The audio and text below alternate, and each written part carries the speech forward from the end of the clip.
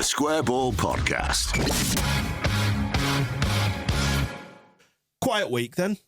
Nothing much has happened. Don't know what we're going to talk about now. I mean, this is clips from the football world, but it'd probably be silly of us not to start on the departure of my beau, my love. What were you listening to on the way in? You've just shared it with us. Yeah, so for anybody fans of early to mid-90s camp disco house, it was West End featuring Sybil, The Love I Lost. But this is what happens to me, because I'll often, I was saying to you, I almost think in music, because I spent 20 years of DJing and doing the radio and stuff, and so everything is about song. And I think I must have just been in that headspace. I was like, right, I'll put that on Spotify on my Camp 90s playlist. Tears down your face as you were listening? Yeah, it was windows open, speakers nice and loud, belting it out top of my voice. I reckon I will survive for the way home.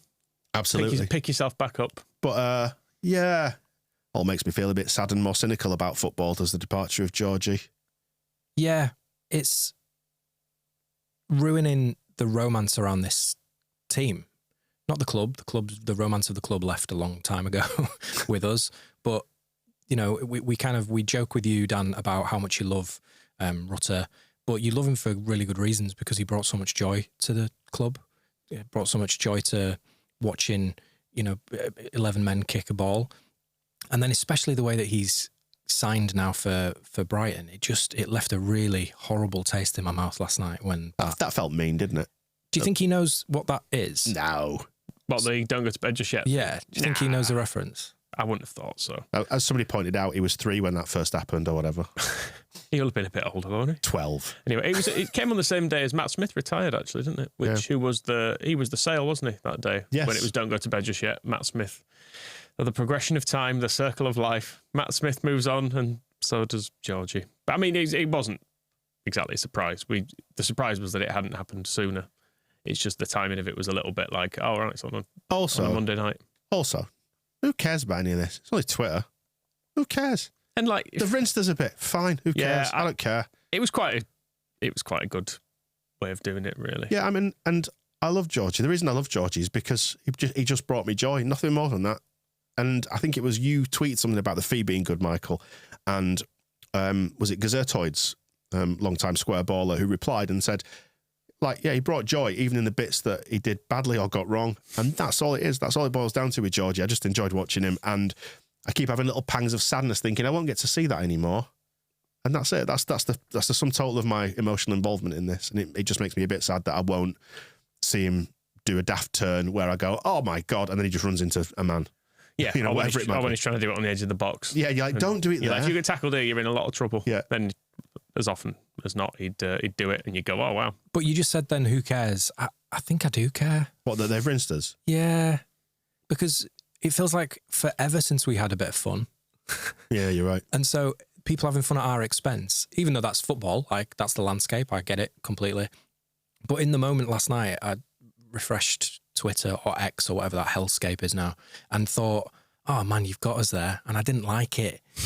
I don't know who we can sign and whose face we can smush into this next signing, because I feel like we need it. I'm in fighting mode now. I'm going to break both my wrists again. Yeah, you're right. It's like the Monday Night Football. I was desperate for Leicester to lose. Yeah, just so I could bask in the misery of somebody else, basically, because that's all football is, isn't it? And when Everton got trounced, I was like, yes, good. Even though it's them now, so I can't even like that. It was Brighton beat them. I've got some upset Everton. Oh, good people later. Well, with that, should we get into the show then? Is that you've done on George? Is this the last time you're ever going to mention him then? I will listen to Sybil and West End again on the way home. What about his statement? What about his statement? It's from day one. You, the fans, have always been there. No, who cares? Cheering me on. Yeah, show me what it means to play for Leeds. I think he probably loved Leeds. From what I gather, he was upset on the way out, but you cannot ignore the fact that he clearly wanted to go, because the lure of the Premier League is such that it is. It's a short career, could break your leg, blah blah blah blah blah. Agent in your ear, whatever. You know, it's been done 1,000 times. And I'm probably a bit too long in the tooth now for it to really register. I'm dead sad that I won't get to watch him play football every second week or whatever. Fine. It is what it is. Move on. And Brighton's wank as well. Some of the seagulls are bigger than me. Like, it's not a nice place to be. It's like a prehistoric wasteland. I would say go back and listen to the episode we did with Maisie Adam, who lives in Brighton. Said there's some terrifying seagull level shit going on in that town. Big. Whitby's pretty bad for it too, though. Right. You know, they're everywhere. I've said before, like, when we went to, what's the place in Devon with the dinosaur coast, the Jurassic Coast?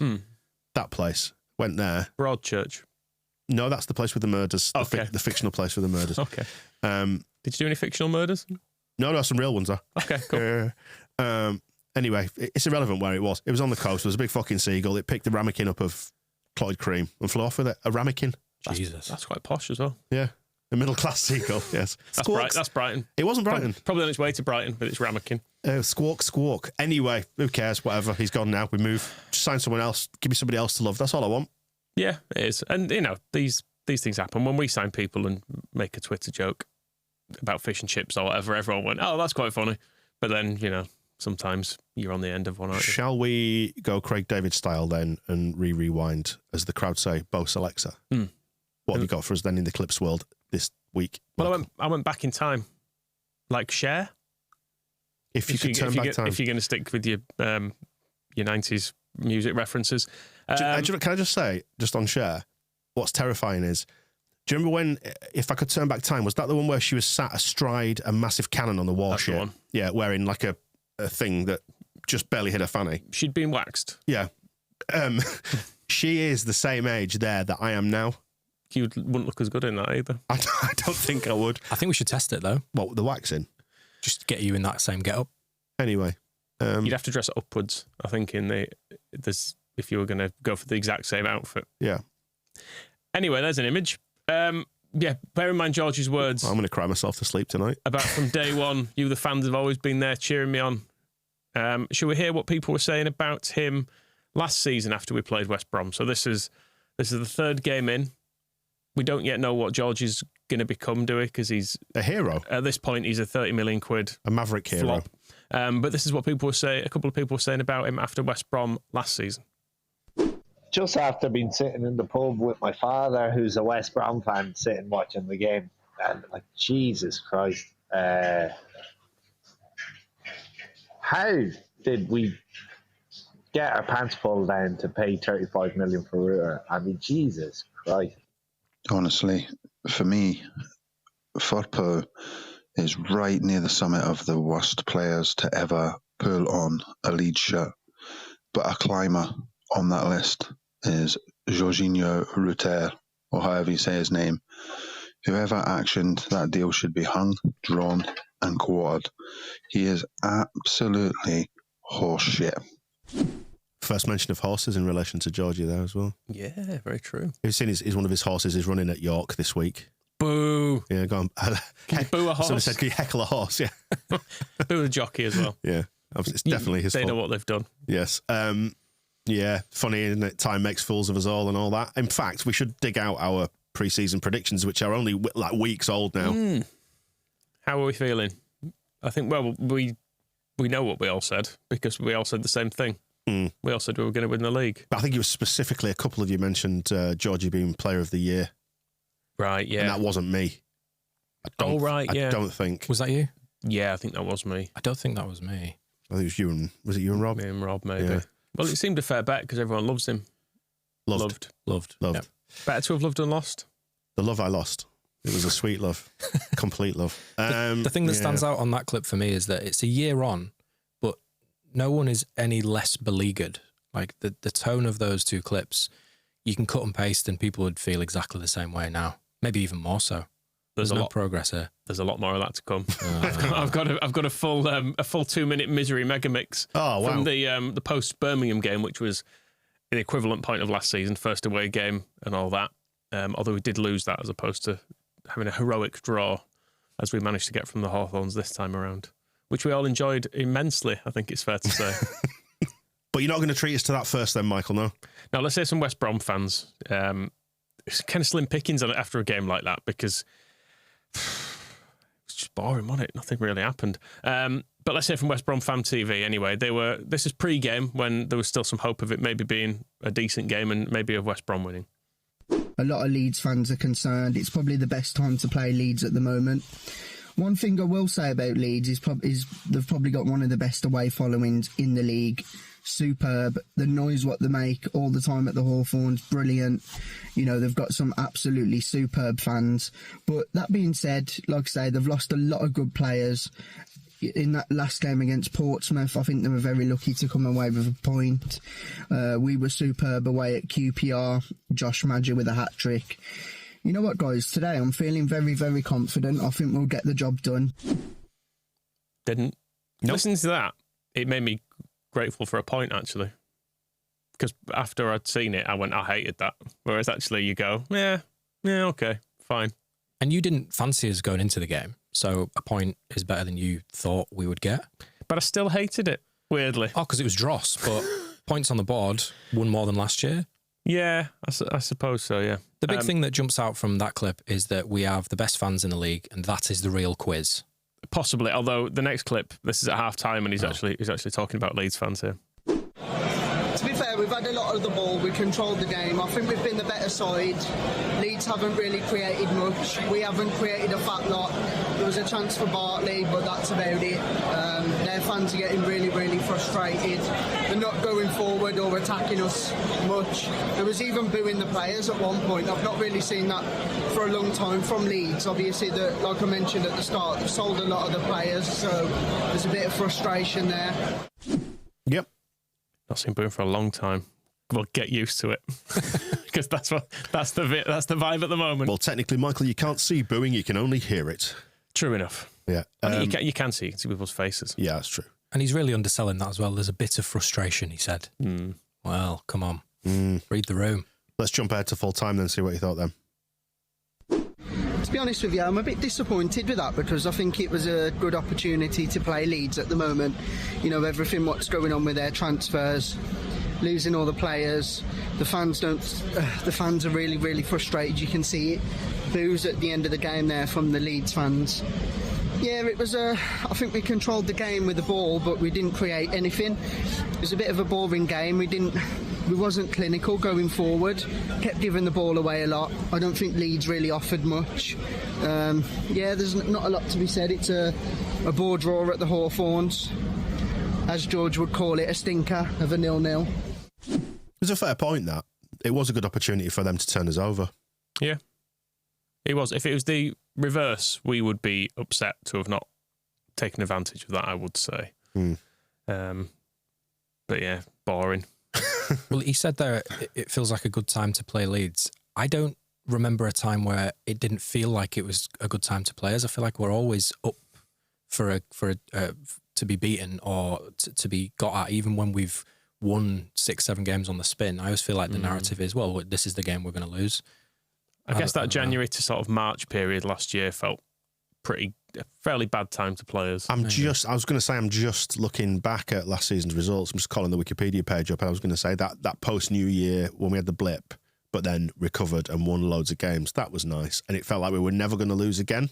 Just for a bit. But then it came, all at once, didn't it? Yeah.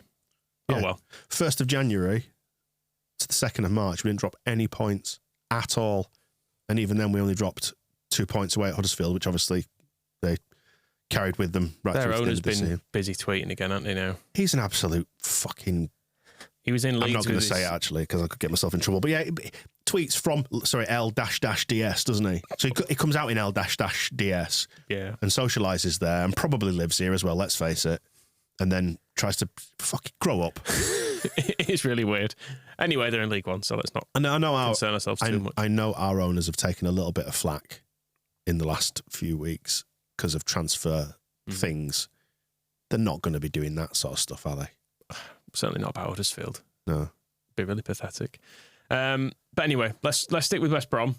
Just go to The Liquidator, which is a West Brom podcast. Just their summary of the game. It was fine, was basically it. You're really selling this show to me, Michael. It was a boring game. No one's got anything interesting to say about it. Find something. I've tried. Have you heard that accent? They could be saying amazing stuff, but you just tune out anyway. So it's best we just get it over and done with. Kind of cagey game of football, I thought. Some people have criticised Carlos Corberán, accused him of being too conservative, playing effectively with 5 at the back, with Fellows tucked in and Grant tucked in on the wings. I actually thought it was a decent performance by the Baggies, albeit one where we created all too few clear-cut chances.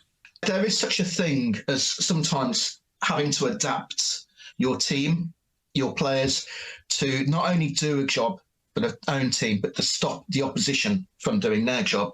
And I thought we did that. I thought the midfield was especially effective for us without being particularly creative. I don't think they were very good at stopping us passing backwards and sideways. Nope. Didn't cut out any of those. Nailed it. What should have actually happened in this game is Corberan and Farke should have got together beforehand and go, happy with the point? Cool. Let's just tell people not to bother. It's absolutely fine. I saw a tweet which was in reference to the Simpsons episode where they go to a football game and the ball's just being knocked around in the centre circle and the commentators are going nuts. He passes it, he holds it. And it reminded me of that. It was like they'd agreed in the car park before, let's just call this a draw and fuck off. It was the closest you'll get to an Italian-style draw, wasn't it? That? Yeah. Well, anyway. Right, let's go back in time now then. Right. Well, bloody hell, I didn't even feel that. Yeah, wow. Back in time. Where are we now? Noise. We're at the same point last season. Our first away game, except in that one, we're still in the Midlands, but we've just lost 1-0 because Dan James was giving away a late penalty. And this is how the feedback sounded after that game about a year ago. Birmingham City finished 17th in the Championship last year. We've got nothing going forward. When Rutter came on and then started drifting to the left corner flag, I just thought it was unbelievable.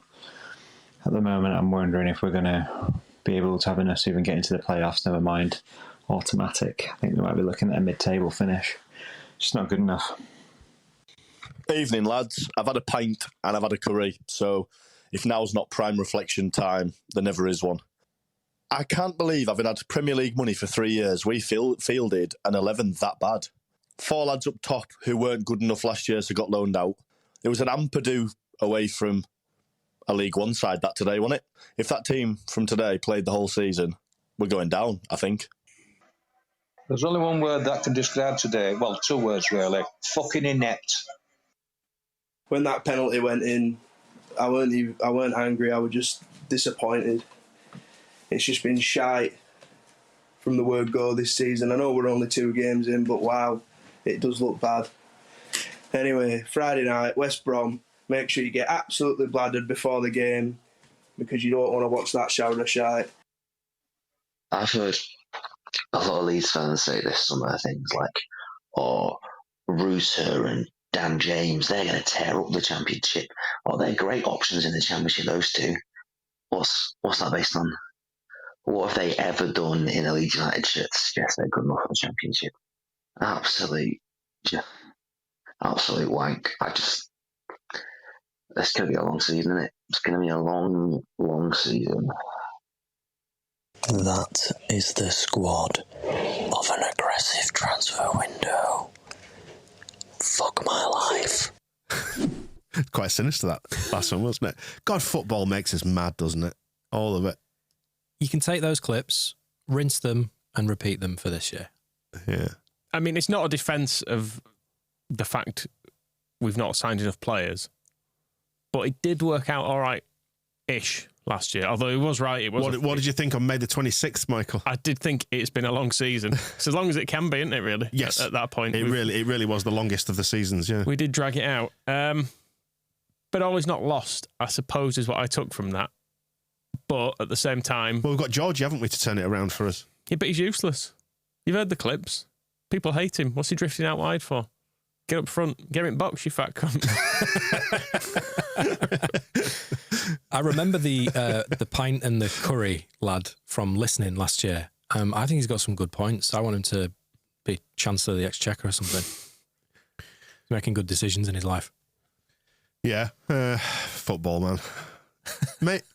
Maybe we just need a new hobby. I don't know. I sometimes wonder what it does to us and whether it's sensible and for the best. But here we are. Let's crack on. What else have we got? Right, let's go to not the top 20 because you might have seen Burnley of winning games and they won 5-0 and stuff. But it turns out they're actually not very good because I didn't watch it because it's Burnley. and it's the Championship. And it's Championship's stupid, it's isn't it? all beneath me anyway, to be perfectly honest. But not the top 20. They actually watch the other games. And they're here to tell us that Burnley are not very good despite winning 5-0. It's a weird one where it's obviously a striking win for Burnley. It means they've now scored 9 goals in their first 2 games, and they're getting goals from all over the pitch from lots of different players. But you probably don't want to get overly excited about it, A, because the performance itself wasn't that great, and B, because you just don't know still what's going to be the case with the with the players who are still to go out. And they're selling a lot. What I will say is, not the top 20, great bunch of lads. Ali Maxwell from not the top 20 came on, wouldn't reveal who they were tipping for the top. Spoiler alert, it was us. It was us. It was us. Yeah, but Burnley are on the verge of selling Sander Berge, or however you want to say it. They're selling Manuel Benson to us, potentially. I like how you just committed a hate crime against our Norwegian listeners. So, it's difficult, isn't it? Mind you, hate crimes are pretty much your stock in trade, aren't they? So. The problem is he's played for Sheffield United and Burnley, and it's not like anyone there is going to pronounce it properly. So it's hard to gauge really how you meant to do it. But yeah, they're selling all their players too, is what I took from it, and they're not very good. Right. But would you accept not being very good if we won 5-0? I was going to say, where's that tiny violin to play them a sad, sad tune? I'd love to win 4 and 5-0. Imagine that. Yeah, on paper you seem like you had a good start, but nope. Yeah. Not as far as I'm concerned. The underlying metrics. Exactly. Yeah. The underlying metrics. Works both ways. Now what have you got? Let's stick on other people who are having a genuinely bad time. Sheffield Wednesday, they started well, didn't they? But hang on a second. Danny Rowe's the future of coaching in this league. He's going to have them racing up the league. And, while it might be dangerous to jump to conclusions early in the season that could come back to bite you in the arse later on, finish club? Potentially. Right. I mean, they've had a 4-0 win and a 4-0 defeat now, haven't they? We didn't focus on the 4-0 win other than to laugh at Wayne Rooney. I was going to say there are mitigating circumstances there, and they go by the name of Wayne Rooney. Yeah, it doesn't count, does it? No. Beating an uncoached team. I look forward to us struggling against them when we play them, if he's still there. When do we play them? Because it's going to have to be soon, I feel, if we're going to face... It's definitely have to be pre-Christmas, pre-window, isn't it? Yeah, if we're going to face Wayne Rooney's Plymouth, it needs to be right. Probably within the next month. Let me have a look at my calendar. Nope. Nah. He's probably gone. Right. Okay. He's got 2nd of November. I think he probably could be the game that gets him sacked. And then we've got an international break. So there's 2 games in the week after that, and then there's an international break after that. That could be when. So we basically finish him off, as it were. What a lovely image. Well, anyway, you could wear your share outfit for him. He likes the older frame, doesn't he? Just one thing on my rider, and that is a big old bottle of talc. the old baby powder. Anyway, so Sheffield Wednesday... Because that thing ain't coming on and off without it. Scissors. Medical ones. Yeah. Retrieved. He's turning blue. Get it off him. You can't just whisper scissors to Dan and then crack on with your job. That was a disgraceful throwaway. Scissors. Not scissoring, to be clear. Jesus. Different image. He's giddy today. I'm sad and maudlin about Georgia leaving, and Michael's got his sexy pants on, hasn't he? Wow. Anyway, Sheffield Wednesday went up to Sunderland. They did, yes. Who were full of hope. And it didn't go well for them. So should we just hear a bit of unhappiness from the away end? Yeah. From Ben Harris? 1-0 Sunderland. You can see that coming. They overloaded it at the back. I don't know why we didn't put more men on the back. Fuck's sake. We need the next goal now. Fucking scored again. I don't know what we're fucking doing. I don't know what we're doing. This is going to be a fucking challenge now. Fucking kidding me, man. Are you fucking 3-0 already? We're fucked. We're fucking lost. Crap defending. Crap team. It's actually so crap.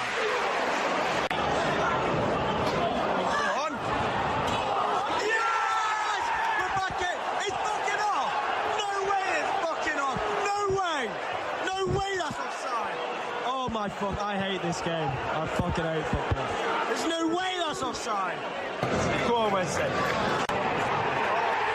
Oh, it's 4-0 in the first minute and a half. It's just so shit.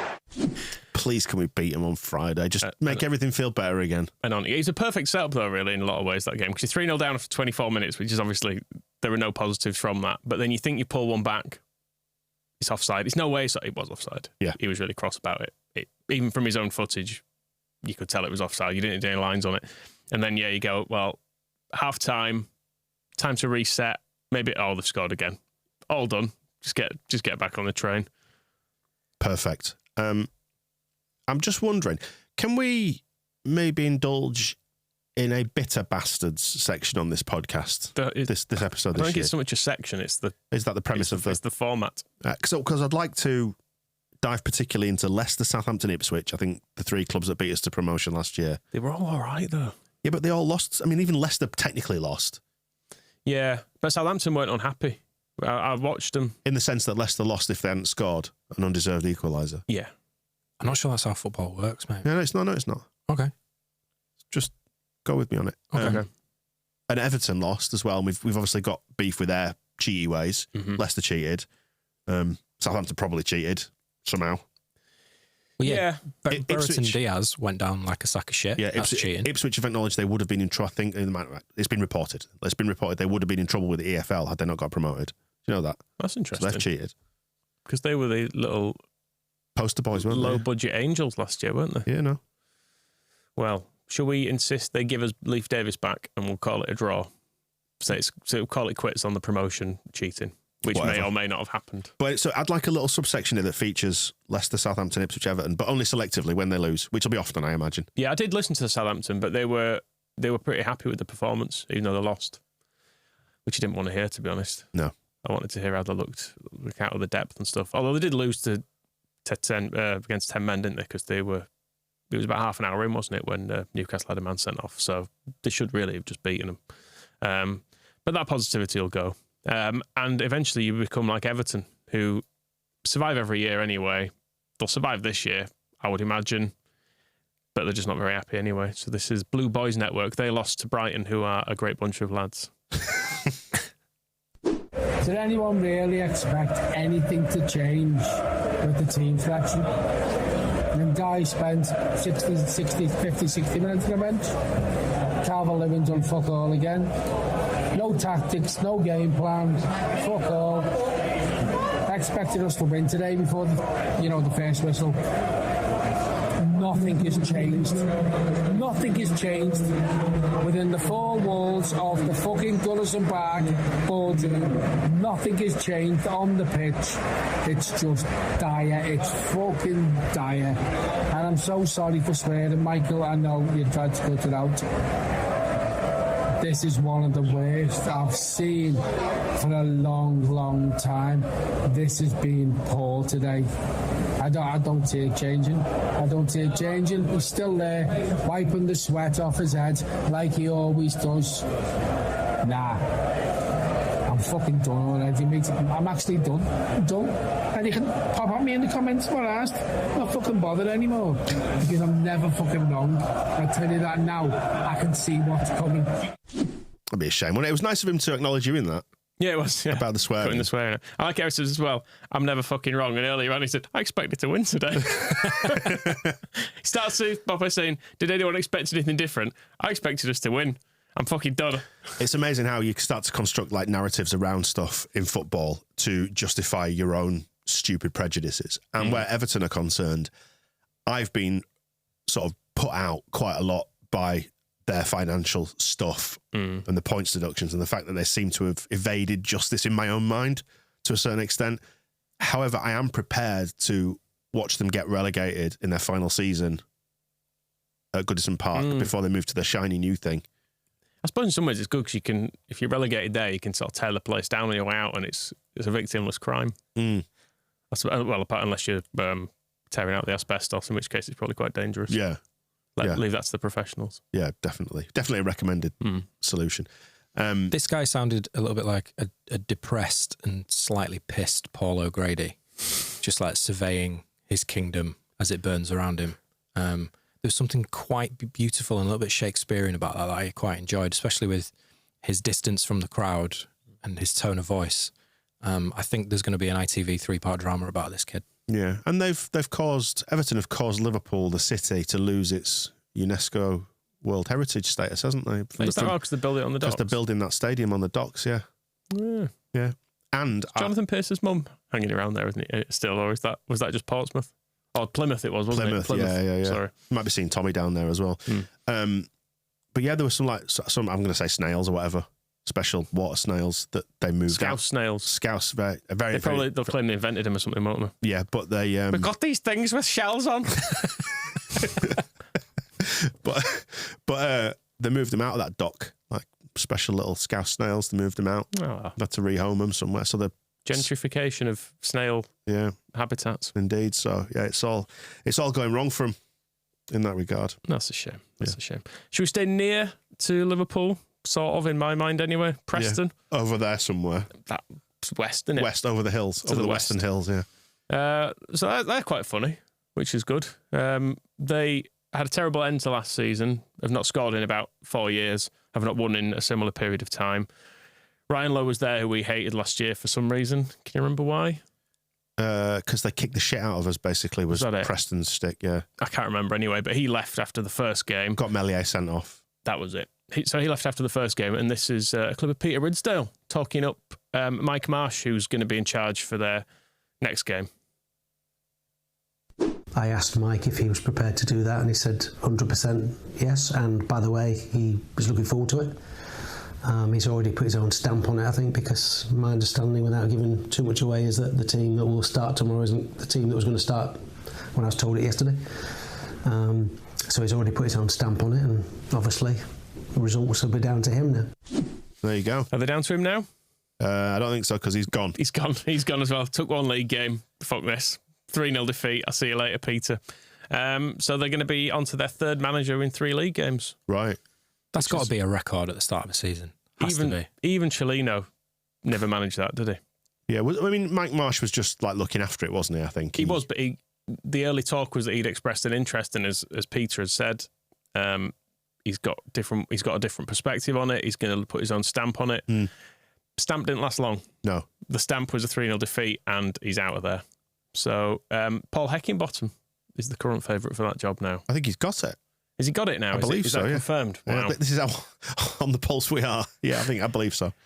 Well, good luck to him. Feels like a good fit, Hecky and Preston, because I think Preston, as we were discussing, I think in one of the shows in the lead up to the start of this season, it might have been, they're about as championshipy as it gets in your mind.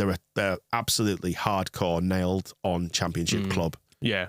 They did go League One for a bit, didn't they? Just flirted with a bit of danger. Because Grayson took them up, in fact, didn't they? Yeah. Grayson and Beckford for a bit. It's Preston and Bristol City, I think, of most, when you say championship club.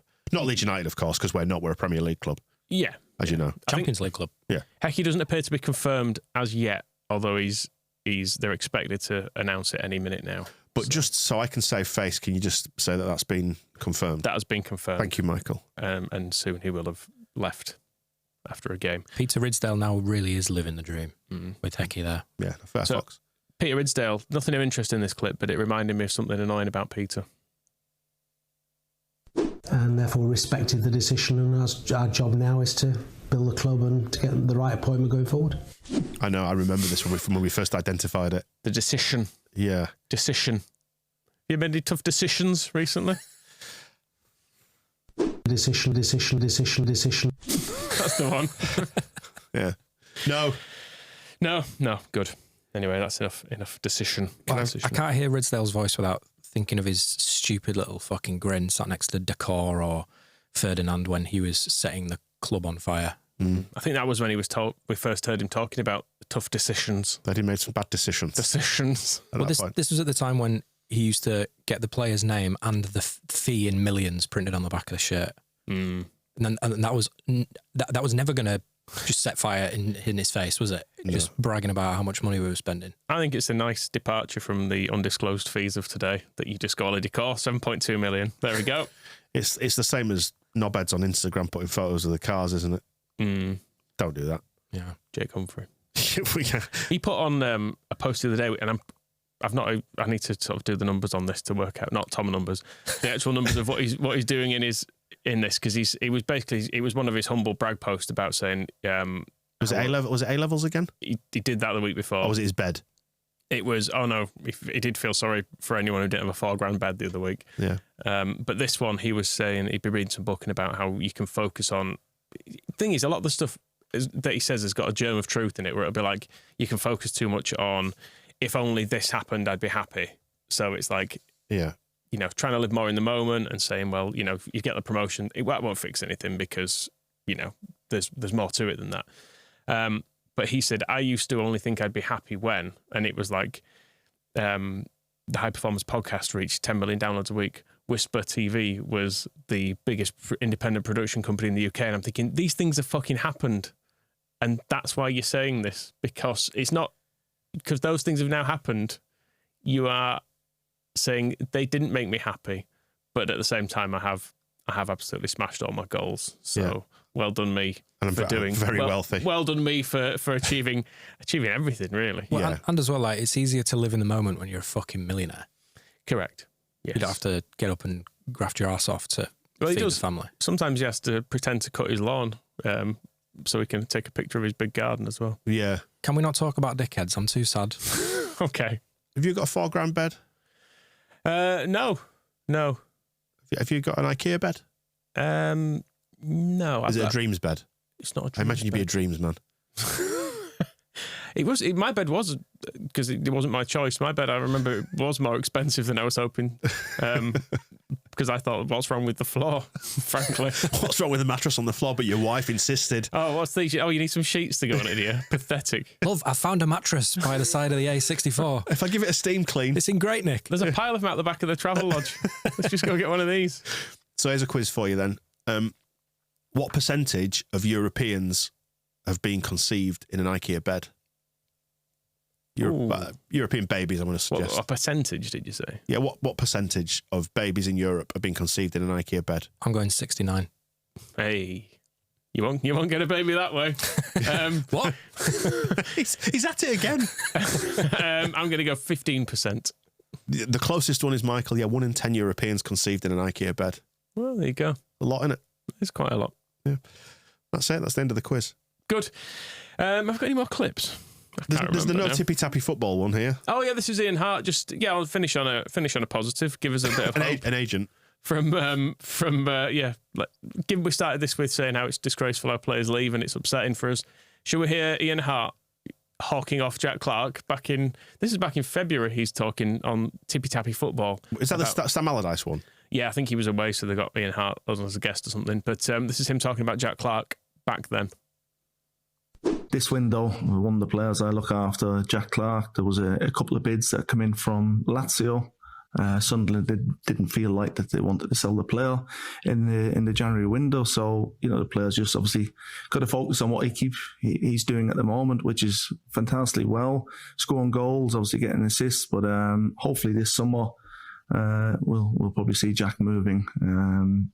Where it may be, we don't know just yet, but he's in a good place. Sunderland, it's a good footballing team. It's a young group of players with a new manager, and it's exciting to watch. I think it's going to be difficult to try and get into the playoffs, but we'll have to wait and see what they can do. I started this episode by saying that I was quite jaded with modern football, but that's really reignited my passion hearing him talk like that. Obviously he's not going to be staying. Yeah, because Lazio wanted him, and I'm disappointed that he's not there now. Shows you just how far down the pecking order the desires and the thoughts and the cares of the fans actually are in all this, in the minds of an agent. And I'm fairly sure agents work like that. That's just the way it is. We don't need to be told so publicly. There's kind of an unwritten rule that this has to stay behind the curtain. Well, that's the thing, and it's saying it out loud. Like, are the club not fuming? Do the club not pull Clarke in the next morning and go, what the fuck is he on about here? You're trying to get yourself out? Even if it would be knowledge within the walls of the club, why is your agent over there on a podcast telling people that you're angling for a move? It just seems bizarre to me. Big for sale sign up on him. Yeah. Just in case anyone was wondering, Lazio bid 14 million. It's going to have to be more like 20 million. To get him out of there. They were disappointed that he's been playing on the left wing and not the extreme right wing. There you go. Hey. Should we wrap it up there then? That'll do. Let's hope for a more interesting game next week, because it'd be nice to have some upset Sheffield Wednesday fans. I don't think there's ever been anything dramatic has happened when Leeds have faced Sheffield Wednesday. I don't recall. No, it's always been a fairly low-key affair, hasn't it? Yeah. Very quiet. Very, very quiet. Friday night too. Yeah. So it's sure to end well. We'll catch you next time. The Square Ball Podcast.